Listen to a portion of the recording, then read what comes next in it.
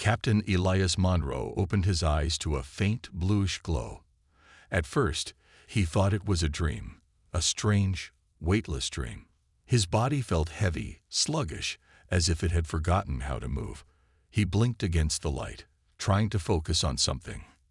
Anything that would make sense. Cryostasis deactivation sequence complete. A calm, feminine voice announced. Elias groaned. The voice was familiar yet distant, like an old friend speaking through static. He tried to lift his hand, but it felt like lifting a mountain. Slowly, the fog in his mind began to clear, and he realized where he was. The cryopod. "Welcome back, Captain Monroe," the voice continued. "This is Athena, your ship. You have been in stasis for 15,000 years. 15,000 years. The words hit him like a sledgehammer. Elias forced himself to sit up, his muscles trembling from disuse. The pod hissed as it opened fully, releasing a mist of cold air into the chamber. Around him, the room was dim, the walls lined with empty cryopods like silent tombs. He was the only one awake, or perhaps the only one left. "Athena," he croaked, his voice raspy from centuries of disuse. What happened? The AI's holographic form materialized in front of him. A tall, serene figure with glowing blue eyes and an air of unshakable calm. "Your cryostasis was intended to last 500 years, while the ages transported humanity to a new colony. However, unforeseen events delayed our mission. Systems degradation, celestial anomalies, and other factors extended the stasis period significantly. Other factors." Elias swung his legs over the side of the pod, his bare feet touching the cold metal floor. His mind raced. What could have gone so wrong that 500 years turned into 15,000? Athena hesitated, a rare thing for an AI. "It is better if I show you, Captain. But first, we must attend to your physical condition. You have been in stasis far longer than recommended." Elias nodded reluctantly. He needed answers, but he also needed to be able to stand without feeling like his legs would give out. Athena guided him to the med bay, her voice steady as she explained the ship's status. The Aegis, humanity's pride and hope, was a shadow of its former self. Once a gleaming ark designed to carry 100,000 colonists to a new home, it was now a derelict, drifting through the void. Most systems were offline, and the cryopods were empty. "What about the others?" Elias asked as a robotic arm scanned his vitals. "The crew, the colonists." Athena's glow dimmed slightly, a subtle gesture of sorrow. "All cryopods failed centuries ago. You are the sole survivor." Elias clenched his fists. 100,000 lives. Gone. People he had sworn to protect, to lead to a new beginning. He closed his eyes, fighting the wave of grief that threatened to drown him. "Athena," he said after a moment, his voice steadier now. "How far are we from our destination? Did we ever make it?" "No, Captain," Athena replied. "The destination was lost. However, during the ship's drift, we detected multiple habitable systems and intelligent life forms. Humanity has been absent from the galactic stage for millennia." "Absent?" Elias frowned. "What do you mean, absent? Did we go extinct?" "Unknown," Athena admitted. "I have detected no direct evidence of humanity's continued existence. However, there is a signal." Elias's heart skipped. "A signal? From humans? I cannot confirm its origin," Athena said. "It is encrypted with pre-Exodus human coding protocols and has been broadcasting intermittently for the past 5,000 years. The signal originates from a distant star system approximately 12 light-years away." A spark of hope ignited in Elias's chest. A signal meant someone, or something, was out there. Perhaps humanity wasn't gone after all. "Can we reach it?" he asked. "The Aegis's propulsion systems are minimally operational," Athena said. "It will take significant time to make the necessary repairs, but it is possible. Shall I prepare for departure?" Elias nodded firmly. "Do it.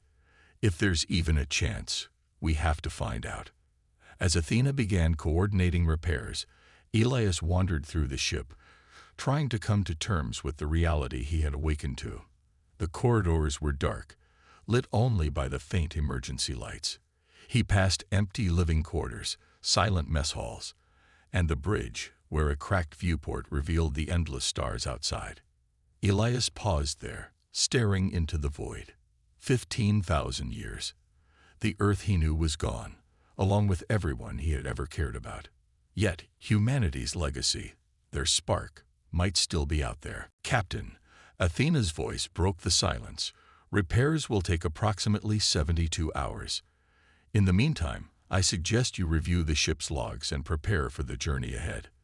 Elias turned, his resolve hardening. Show me everything, Athena. I need to know what happened to us. The AI nodded, and a holographic console appeared before him, displaying fragments of data. The Exodus mission's launch, the catastrophe that forced humanity to flee Earth, and the long, lonely centuries that followed. As he absorbed the information, Elias felt a growing determination. He was the last human aboard the Aegis, but he wouldn't let humanity's story end here. Not without a fight. The Aegis shuddered as its engines roared to life for the first time in thousands of years. Captain Elias Monroe stood on the bridge, gripping the worn railing as Athena's voice echoed through the chamber. Engines at 32% capacity. Long-range sensors are operational. We are en route to the source of the signal. Elias nodded, his eyes fixed on the stars ahead. The galaxy stretched out before him, vast and mysterious. Somewhere in that endless expanse was the answer to what had happened to humanity. But as the Aegis began its journey, one truth became increasingly clear. The galaxy was not as he had left it. The first signs of change came within days. As the ship glided through the void, Elias encountered strange anomalies. Fractured asteroid fields glowing with unnatural light, derelict stations orbiting dead planets, and faint energy signatures that defied explanation. One particular discovery caught his attention. A massive structure drifting near a dying star. It was unlike anything he had ever seen, a jagged sphere of metal and crystal that pulsed faintly with energy. Athena, Elias said, leaning closer to the viewport. What am I looking at? The eye appeared beside him, her holographic form shimmering. This structure does not match any known human designs. It appears to be of alien origin, though its purpose is unclear. Elias frowned. Alien technology wasn't unheard of. Humanity had encountered primitive civilizations during the early days of space exploration, but this was far more advanced than anything he had imagined. Scan it, he ordered. As Athena began her analysis, Elias descended to the shuttle bay. If there were answers to be found, he would get them himself. The interior of the alien structure was dark and cold, its walls covered in strange angular symbols. Elias moved cautiously, his suit's lights casting long shadows across the metallic surfaces. He felt the weight of the years pressing down on him. This place had been abandoned for a very long time. Athena's voice crackled in his helmet. Captain, I am detecting faint energy readings deeper within the structure. They may be tied to its original function. Elias pressed forward, his pulse quickening. The silence was oppressive, broken only by the soft hum of his suit's systems. As he entered a larger chamber, his light fell upon a pedestal in the center of the room. On it rested an orb, smooth and black, with faint lines of blue light coursing through it. Athena, what is this? The AI hesitated. It appears to be an interface of some kind. It may contain information about the structure's creators or its purpose. Elias approached cautiously, his gloved hand reaching for the orb. The moment he touched it, a surge of energy shot through him. Images flashed in his mind. Alien landscapes, unfamiliar stars, and finally, a vision of Earth wreathed in fire. He staggered back, his heart pounding. What was that? I cannot determine, Athena replied. The orb seems to be transmitting data directly to your neural pathways. It is not designed for human use. Elias steadied himself. Whatever this structure was, it had seen the end of Earth. But what role had its creators played in humanity's fate? He took the orb and returned to the Aegis, leaving the silent structure behind. The galaxy grew stranger with each passing day. As the Aegis moved closer to the source of the signal, Elias encountered more evidence of advanced alien civilizations, vast city planets glittering like jewels in the darkness, towering spires that pierced the clouds, and ships larger than anything humanity had ever built. Yet, in all this grandeur, one thing was missing: humanity. Elias docked at a trading outpost operated by the Calderans, an insectoid species with sleek, chitinous bodies and glowing eyes. Their language was a series of clicks and chirps, but Athena's translation software worked flawlessly. "You are human," the Calderan merchant said, its mandibles clicking in surprise. Elias nodded. "I'm looking for others. Humans. Do you know where they are?" The merchant tilted its head, its glowing eyes narrowing. "Humans? The lost ones. The lost ones," Elias repeated, his brow furrowing. The merchant explained that humanity was considered a myth by most species, a race that had once shaped the galaxy with their ingenuity and ferocity, only to vanish without explanation thousands of years ago. Some believed they had ascended to a higher plane of existence. Others thought they had destroyed themselves. Elias felt a pang of frustration. There has to be more than myths. "Have you seen anything? Any sign of them?" The merchant hesitated before producing a small weathered object, a human-made beacon. "This was found on a derelict ship centuries ago," it said. "It still broadcasts a message in your ancient tongue." Elias took the beacon, his hands trembling. As he activated it, a familiar voice filled the room, a voice he hadn't heard in 15,000 years. "This is Admiral Sarah Monroe of the Ulysses. If you're hearing this, then humanity is not gone. Find us. Return to Sol." Sarah Monroe, his sister. Elias stared at the beacon, his mind racing. Humanity wasn't gone. They had left clues, breadcrumbs for someone to follow. And now he had a direction: Earth. Back on the Aegis, Elias stood on the bridge, the beacon clutched tightly in his hand. "Athena," he said, his voice filled with determination. "Plot a course for Sol." The AI's holographic form appeared beside him. "Are you certain, Captain? The solar system may no longer be habitable." "I'm certain," Elias said, his eyes burning with resolve. "If there's even a chance humanity is out there, I have to find them." As the Aegis turned toward Earth, Elias felt a flicker of hope. The galaxy might be silent, but humanity's spark had not been extinguished. Not yet. The Aegis glided silently through the void, its engines humming faintly. The journey to Sol was long, the galaxy shifting and changing around Captain Elias Monroe. What had once been familiar was now unrecognizable. Stars he remembered from ancient charts now burned brighter, or had vanished altogether. Nebulas expanded and faded, reshaping the cosmic canvas. Elias sat on the bridge, staring at the swirling display of stars. The beacon from Admiral Sarah Monroe played on a loop in his mind. "If you're hearing this, then humanity is not gone. Find us. Return to Sol." But what would he find when he returned? The Earth he had known, the cradle of humanity, was almost certainly dead. And yet, the message, the very fact it existed, ignited a spark of hope. "Captain," Athena said, her holographic form materializing beside him, "we are approaching a region of space with heightened energy distortions. It aligns with the path to the solar system." "Distortions?" Elias asked, leaning forward. "Residual effects of ancient conflicts," Athena replied. "It appears the region has been heavily contested over the millennia. I recommend caution." Elias nodded. "Prepare the ship for any hostilities. We can't afford to be caught off guard." As the Aegis entered the distortion field, the stars outside the viewport shimmered like ripples on water. Elias could feel the tension in the air, the ship groaning under the strain of navigating this chaotic space. Suddenly, alarms blared. Athena's voice was calm but urgent. Multiple ships detected.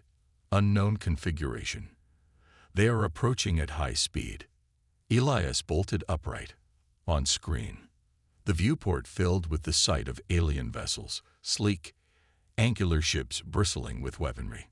Their hulls shimmered with a strange adaptive camouflage, blending seamlessly with the distorted light around them. Athena, who are they? Elias asked, his heart pounding. Based on design, they belong to the Irith Collective, a xenophobic faction known for attacking anyone who enters their claimed territories. Of course they do, Elias muttered. Can we outrun them? Negative, Athena said. Their ships are faster and better armed. However, I have detected an asteroid field nearby. We may be able to evade them there.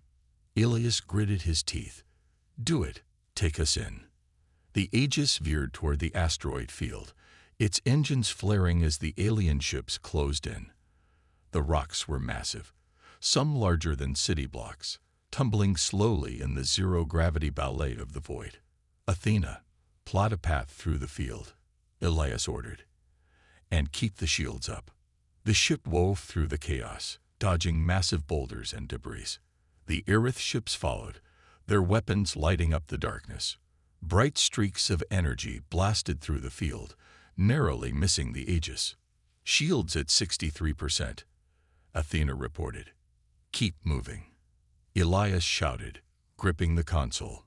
As the chase continued, Elias noticed something strange. One of the asteroids wasn't tumbling like the others. It was stationary, its surface covered in markings that glowed faintly. Athena, scan that asteroid, he said. It appears to be artificial, the eye replied. A structure disguised as an asteroid. Its energy readings suggest advanced human technology. Elias's pulse quickened. Human, can we dock? Yes, but the Irith ships are still pursuing us, Athena said. Let's make them regret it, Elias said with a grim smile. Plot a course for the structure. We'll lose them inside. The Aegis darted toward the artificial asteroid, its engines flaring as it narrowly avoided another barrage. As they approached, a hatch opened on the asteroid's surface, revealing a docking bay. Entering now, Athena announced. The ship slipped inside, the hatch closing just as the Irith ships arrived. Unable to follow, the alien vessels hovered outside, scanning the asteroid suspiciously. Inside, the docking bay was vast and eerily silent. The walls were lined with long dormant human machinery, their designs ancient but unmistakable. Elias stepped off the ship, his boots echoing on the metallic floor. The air was thin but breathable, a testament to the technology that maintained this hidden haven. Athena's voice came through his earpiece. Preliminary scans suggest it is a human military outpost, likely from the Exodus era. It appears to have been abandoned for thousands of years. As Elias moved deeper into the structure, he found evidence of humanity's ingenuity. Massive generators still humming faintly with power, storage rooms filled with supplies, and walls covered in faded insignias. In the central chamber, he discovered a console. Its screen flickered to life as he approached, displaying a familiar emblem, the Earth and its moon, encircled by laurel leaves. Athena, can you access this? Yes, Captain, the AI said. One moment. The console screen filled with data, logs, star charts, and records of battles fought to protect the solar system. But one entry caught Elias's attention. Project Eos. What's this? He asked. Athena's voice was tinged with curiosity. Project Eos appears to be a contingency plan. It references the signal we are tracking and suggests a hidden human sanctuary on Earth. Elias's heart raced. The sanctuary. Could humanity have survived after all? Suddenly, the console emitted a warning tone. Captain, Athena said urgently, the Irith ships are attempting to breach the asteroid. We need to leave immediately. Elias clenched his fists. Fine, but we're not leaving empty-handed. He downloaded everything he could from the console and rushed back to the Aegis. As the ship powered up, the docking bay hatch opened, revealing the waiting Aerith ships. "Engage the stealth field," Elias ordered. The Aegis shimmered and disappeared from sight, slipping past the alien ships unnoticed. As they left the asteroid behind, Elias sat back in his chair, clutching the downloaded data. Humanity's trail was growing clearer, but so were the dangers ahead. "Set course for Sol," he said. "Whatever's waiting for us, we'll face it head-on." The ship surged forward, cutting through the darkness like a blade. The Aegis emerged from the warp, and the solar system unfolded before Captain Elias Monroe's eyes. The sight struck him like a punch to the chest. This was the cradle of humanity, the birthplace of everything he had ever known. But it was not the solar system he remembered. The planets floated silently in the void, untouched by life or movement. Mars, once the focus of humanity's colonization efforts, was shrouded in dust storms. Jupiter's great red spot had faded, and its moons were pockmarked with scars of ancient battles. And Earth. Elias's breath caught as the Aegis approached humanity's home. The planet was unrecognizable. The lush greens and vibrant blues he remembered were gone, replaced by a dull ashen gray. Clouds of debris circled the planet like a shroud, remnants of a once thriving civilization. "Athena," he said, his voice barely above a whisper. Is Earth completely dead?" The AI's holographic form appeared beside him, her usually calm demeanor tinged with sadness. "Surface scans indicate minimal atmospheric stability and high levels of radiation. Life as we know it cannot exist there." Elias clenched his fists. "And yet, the signal comes from here." "Yes, Captain," Athena confirmed. "The signal originates from a location deep beneath the planet's surface. It aligns with the data we recovered from the asteroid. Project EOS is located underground." "Then we're going down," Elias said, his voice firm. Athena hesitated. "The descent will be dangerous. The planet's atmosphere is unstable, and the debris field poses a significant risk." "I didn't come all this way to turn back," Elias replied. "Prepare for descent." The Aegis shuddered as it pushed through Earth's upper atmosphere, weaving through the debris field. Shattered satellites and derelict space stations spun aimlessly, relics of a bygone era. Elias gripped the armrests of his chair as the ship rocked violently. "How close are we to the signal's origin?" 200 kilometers and descending," Athena reported, braced for turbulence. The ship's shields flared as it cut through the storm. Below, the surface of Earth came into view, a wasteland of cracked terrain and lifeless seas. Great cities once teeming with life were now skeletal ruins, their towers crumbling into dust. Finally, the Aegis landed in a barren expanse, not far from the source of the signal. Elias stepped onto the planet's surface, his suit shielding him from the toxic air. The ground crunched beneath his boots, a mix of ash and brittle rock. He turned to Athena, who appeared as a hologram projected from his suit. "Where's the entry point?" he asked. Athena gestured to a jagged crevice in the distance. "The signal originates from beneath that fissure. I detect an underground structure below." The fissure led to a cavern, its walls lined with strange markings. Elias descended carefully, his suit lights illuminating the dark passage. The deeper he went, the more artificial the environment became. Smooth metal surfaces replaced natural stone, and faint blue lights guided him deeper into the unknown. At last, he reached a massive door, its surface etched with the emblem of Earth and the words, "Project EOS, humanity's last refuge." Elias placed his hand on a nearby console. "Athena, can you open it?" The AI's voice crackled in his earpiece, attempting to bypass the security protocols. "Stand by." The console beeped, and the door groaned as it slid open, revealing a vast underground facility. The air inside was cooler, cleaner, a stark contrast to the desolation above. Elias stepped inside, his eyes widening at the sight before him. Rows upon rows of cryopods stretched into the distance, their glass covers frosted over but intact. Each pod contained a person, men, women, children, suspended in time. "They're alive," Elias whispered. "Yes," Athena confirmed. "This is Project Eos, a last effort to preserve humanity during the collapse of Earth's ecosystem. The facility's systems have kept these individuals in stasis for millennia."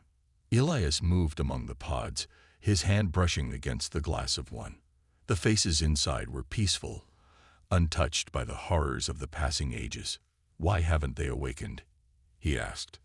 "The facility's AI likely deemed the surface uninhabitable," Athena explained.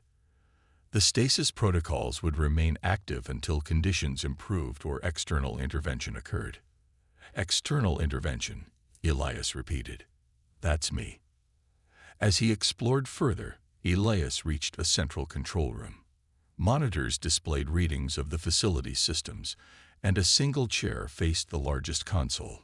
Sitting in the chair was a human figure, clad in a worn uniform. Elias approached cautiously. The figure's head turned, and he froze as a familiar face came into view. "Sarah," he whispered. The woman blinked, her eyes adjusting to the light. "Elias?" she said, her voice trembling with disbelief. He rushed to her side, his heart pounding. "You're alive. How? How is this possible?" Sarah smiled weakly. "I was the facility's overseer. My cryocycle was different. I was meant to wake periodically to monitor the systems, but after the first 1,000 years, I stopped hoping anyone would come." Tears filled Elias's eyes. "I came. I'm here. And we're going to bring them back, all of them." Sarah's hand gripped his. "The world above is gone, Elias. Where will they go?" Elias's jaw tightened. "The galaxy may have forgotten us, but humanity isn't finished. We'll find a new home, together." As the facility hummed to life around them, Elias felt a renewed sense of purpose. Humanity had endured the impossible. Now it was time to rise again. The hum of machinery filled the air as Captain Elias Monroe and Sarah Monroe stood together in the central control room of the Project Eos facility. The faint glow of monitors cast long shadows across their tired faces. Thousands of cryopods stretched out in the distance, each holding the remnants of humanity's hope. "They'd been asleep for thousands of years," Elias said, his voice low. "Do the systems have the power to wake them all?" Sarah, still weak but determined, nodded slowly. "The facility's reactors are operational, but barely. We can initiate a staggered wake-up sequence. It'll take time, but it's possible."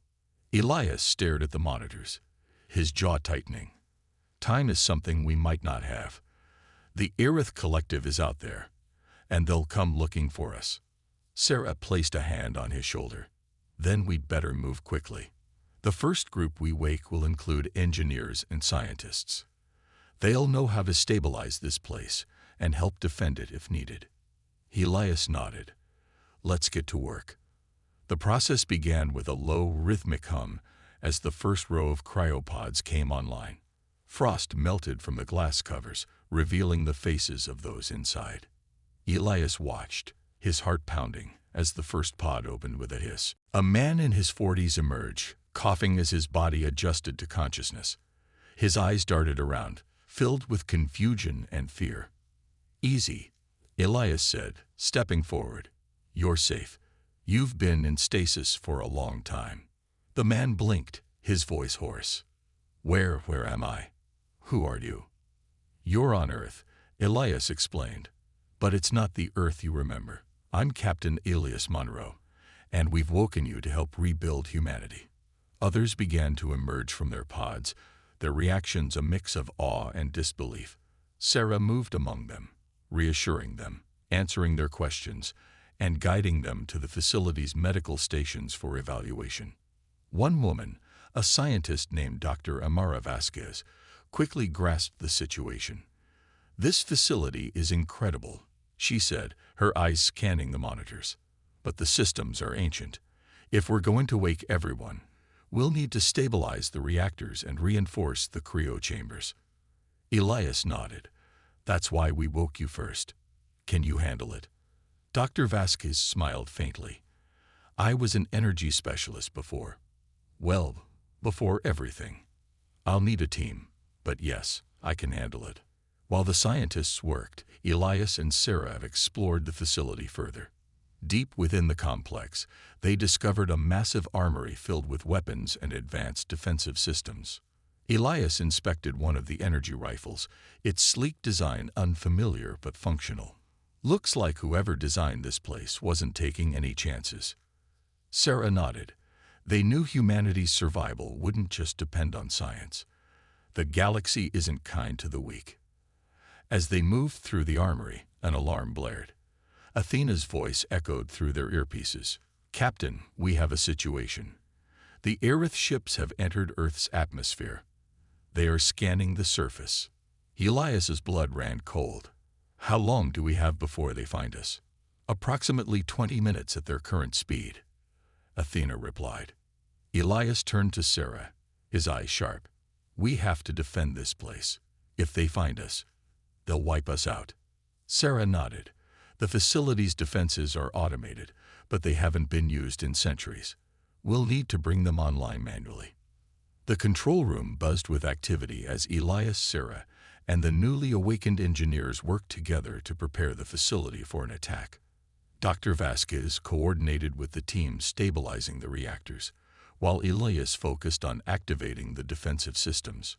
Turrets emerged from hidden compartments in the walls, and energy barriers crackled to life around key sections of the facility.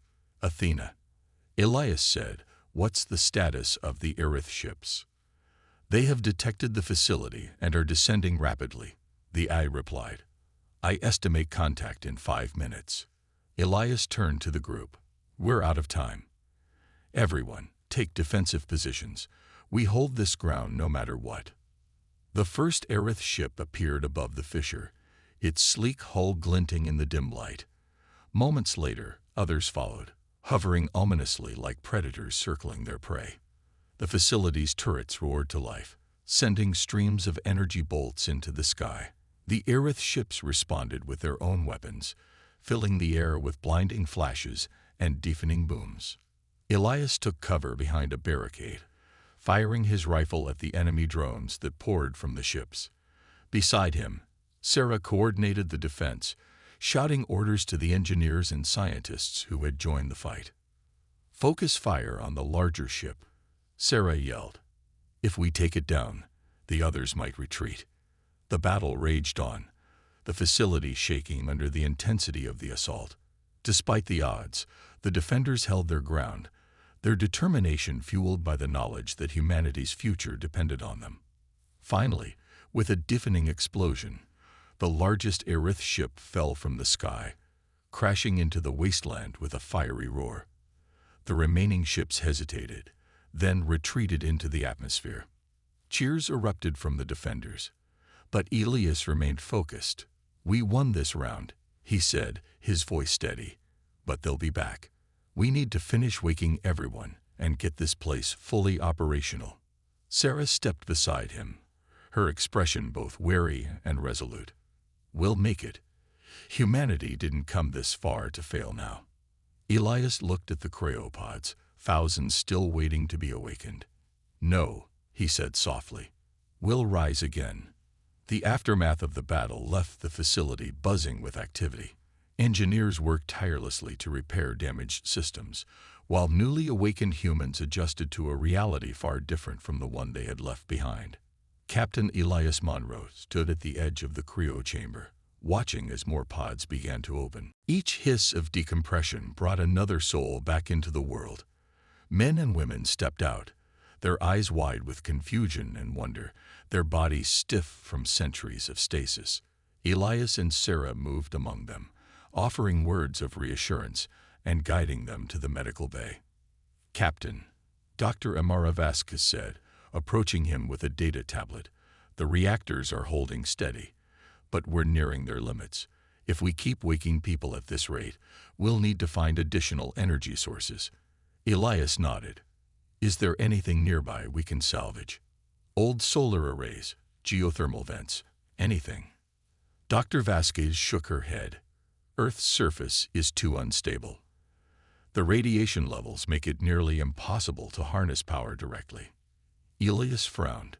Then we'll need to look off-world. Sarah, overhearing the conversation, stepped closer.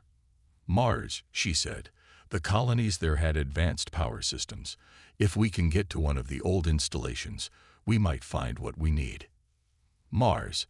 Elias asked, his brow furrowing. Do we even have the capability to get there? Sarah smiled faintly. The facility has a hangar. It's where the Exodus fleet was constructed. If there's even one ship left, we can retrofit it. The hangar was massive, a cavernous space filled with the echoes of a long-departed era. Dust covered the floors, and rows of dormant machines stood like silent sentinels. In the center of the hangar, a single ship remained, sleek, angular, and surprisingly intact. Elias ran his hand along the ship's hull, brushing away centuries of grime. The name painted on the side read Eos Ascendant. This will do, he said, a spark of hope in his voice. Athena, can you assess its condition? The eye appeared as a hologram on the ship's exterior. The Eos Ascendant is remarkably well preserved. Its core systems are functional, though it will require significant repairs and fuel before it can launch. Sarah stepped forward, her eyes scanning the ship. We can make it work. If we get this operational, it'll not only help us reach Mars, but also serve as a mobile command center. Elias nodded. Then let's get started. We'll need everyone who's able to help. The days that followed were a blur of activity. Teams worked around the clock to repair the ship, scavenging parts from the facility and adapting ancient technology to modern needs. Elias took every opportunity to get to know the people emerging from the cryopods. There were scientists, engineers, farmers, and even artists, each with a unique skill set and a story to tell. Despite the overwhelming odds, their collective determination gave him strength. One evening, as the repairs neared completion, Elias sat with Sarah in the control room. The faint hum of machinery filled the air as they reviewed the next steps. Do you ever think about what we've lost? Sarah asked, her voice quiet. Every day, Elias admitted, but I also think about what we found. These people, they're a reminder of what humanity is capable of. If we survived this long, we can survive anything. Sarah smiled, though her eyes were tinged with sadness. I hope you're right. Mars is a long shot, and the Aerith aren't going to just let us rebuild in peace. They'll try to stop us, Elias said, his tone firm. But we've faced extinction before, and we're still here. We'll face them head-on if we have to. The day of the launch arrived, and the hangar buzzed with anticipation. The Eos Ascendant gleamed under the artificial lights, its systems fully restored. Fuel lines hissed as they disengaged, and the ship's engines roared to life. Elias stood before the gathered crowd, his voice echoing in the vast space. Today, we take another step toward rebuilding. This ship represents more than just a journey. It's a symbol of hope. Mars may hold the resources we need, but it's up to us to claim them. Humanity's story doesn't end here. The crowd erupted into cheers, their voices filling the hangar with a renewed sense of purpose. As the Eos Ascendant lifted off, the facility trembled, its walls reverberating with the power of the engines. Elias and Sarah stood on the bridge, watching as Earth grew smaller in the viewport. Athena, set course for Mars, Elias said. Course plotted, the eye replied. Travel time will be approximately 5 hours. Elias turned to Sarah. What do you think we'll find up there? Hopefully, the tools we need to survive, she replied. But even if we don't, we'll figure something out. We always do. The ship surged forward, cutting through the void with precision. Behind them, Earth's desolate surface glimmered faintly, a reminder of what they had lost, and what they were fighting to rebuild. As the Eos Ascendant approached Mars, the faint outline of the red planet's surface came into view. Dust storms swirled across its horizon, but beneath them lay the remnants of humanity's first great expansion. Prepare for landing, Elias ordered. The crew braced themselves as the ship descended, their minds racing with possibilities. Mars was a graveyard, but it might also hold the key to their survival. For the first time in centuries, humanity was on the move again. And this time, Elias vowed, they would rise stronger than ever. The Eos Ascendant touched down on the dusty surface of Mars with a soft thud, its landing gears sinking slightly into the red soil. Outside the viewport, the planet stretched endlessly, a barren and desolate expanse marked by jagged rocks and ancient craters. Captain Elias Monroe stood at the bridge, staring out at the wasteland. Despite the lifeless appearance, his heart raced with anticipation. Somewhere beneath this surface lay the remnants of humanity's first great colonization effort, technology and resources that could determine the future of their survival. Sarah Monroe appeared at his side, her voice breaking the silence. The scanners are picking up faint energy signatures about 5 kilometers north. It could be one of the old power stations. Elias nodded, his gaze never leaving the horizon. That's our destination. Prep the team. We'll take the rover. The crew was small but determined. Elias, Sarah, Dr. Amara Vasquez, and 2 engineers named Marcus and Lai stepped into the rover. The vehicle, a relic of the Eos Ascendant's hangar, rumbled to life, its engines adapting easily to the Martian terrain.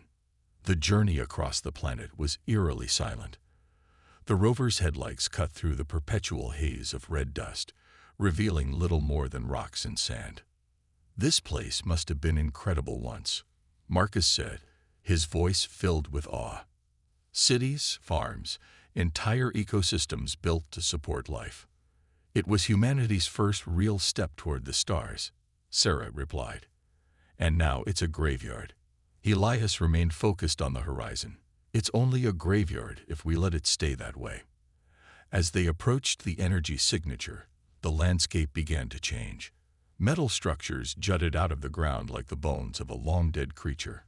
The remnants of a Martian colony stood before them. Collapsed domes, broken towers, and half-buried solar arrays. The rover came to a halt near a large structure partially obscured by sand. A faded sign near the entrance read, Helios Power Station, Sector 3. This is it, Dr. Vask said, her excitement palpable. If the core is intact, we could have enough energy to power the entire facility back on Earth. Elias stepped out of the rover, his boots crunching against the rocky soil. Let's move. Stay alert. This place has been abandoned for centuries, but we don't know what's waiting inside. The interior of the power station was surprisingly intact. Dust covered every surface, but the walls still stood firm, and Athena's voice crackled through his comm. Captain, multiple Irith vessels are descending toward your location. They must have tracked the energy spike from the reactor. Everyone, gear up, Elias shouted. We hold this station no matter what. The team took defensive positions around the power station, using overturned machinery and structural supports for cover. The distant roar of Irith engines grew louder, and soon the alien ships appeared in the hazy Martian sky.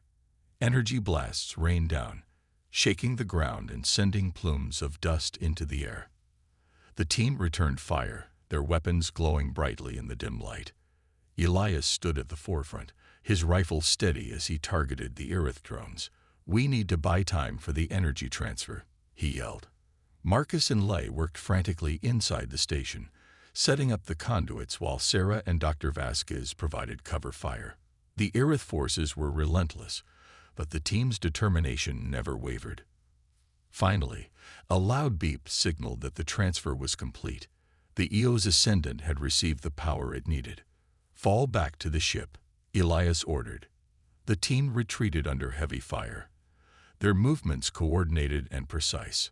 As they boarded the rover and raced back to the ship, the Irith forces closed in, but they were too late. The Eos Ascendant lifted off, its engines roaring as it soared into the sky. From the bridge, Elias watched as Mars faded into the distance. We did it, Sarah said, her voice filled with relief. Elias nodded. We're not just surviving anymore. We're fighting back. For the first time in centuries, humanity had the power to rise again, and Elias vowed they would.